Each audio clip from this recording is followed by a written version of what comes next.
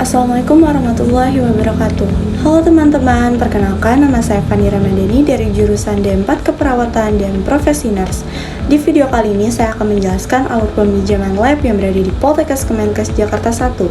Saya akan membahas langkah-langkah yang perlu diikuti serta aturan-aturan yang harus dipatuhi untuk memastikan kegiatan praktikum berjalan dengan lancar dan tertib.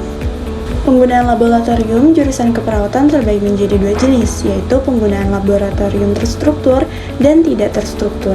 Yang pertama, penggunaan laboratorium terstruktur, ialah penggunaan laboratorium yang sudah terjadwal pada awal semester sesuai dengan kalender akademik pembelajaran. Teman-teman semua dapat mengetahui informasi penggunaan laboratorium terstruktur melalui papan informasi yang tersedia di depan ruang alat laboratorium jurusan keperawatan. Yang kedua, penggunaan laboratorium secara tidak terstruktur, di mana teman-teman semua bisa melakukan penggunaan laboratorium di luar dari jadwal yang sudah ditetapkan. Langkah-langkah yang harus teman-teman lakukan saat menggunakan laboratorium secara terstruktur maupun tidak terstruktur. Pertama, mahasiswa harus melakukan konfirmasi penggunaan laboratorium kepada pengelola laboratorium pendidikan atau PLP jurusan keperawatan maksimal H-1 dalam rentang waktu kerja. Proses penggunaan laboratorium tidak dapat dilanjutkan apabila dilakukan pada hari yang sama dalam penggunaan laboratorium. Kedua, teman-teman semua dapat melihat peta penggunaan ruang laboratorium melalui papan informasi yang telah tersedia.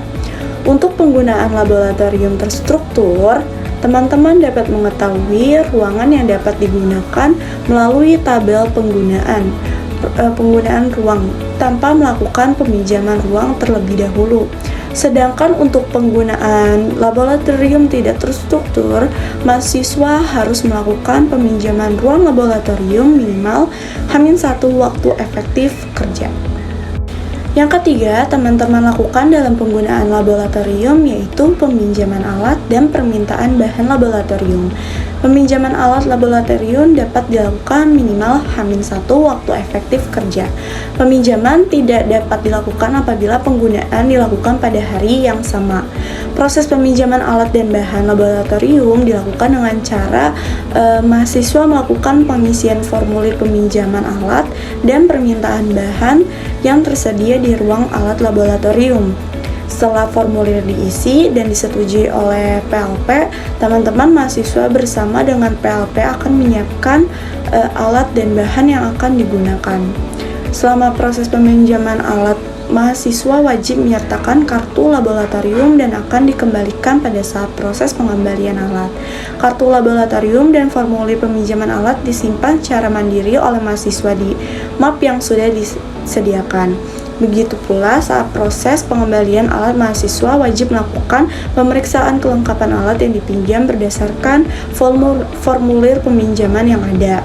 Selanjutnya, PLP bersama dengan penggunaan laboratorium terkait akan memeriksa kelengkapan dan fungsi alat yang dikembalikan. Setelah dinyatakan baik dan lengkap, mahasiswa bersama PLP akan mengembalikan alat yang dipinjam ke tempat yang sudah disediakan dan diakhiri dengan tanda tangan formulir pengembalian alat dan pengembalian kartu laboratorium mahasiswa terkait. Yang keempat, yang harus diperhatikan saat penggunaan laboratorium yaitu mahasiswa wajib menggunakan peminjaman loker untuk meletakkan barang bawaan yang tidak digunakan selama proses pembelajaran di laboratorium. Peminjaman loker diawali dengan mengisi formulir online. Peminjaman loker melalui QR code yang tertera pada setiap loker.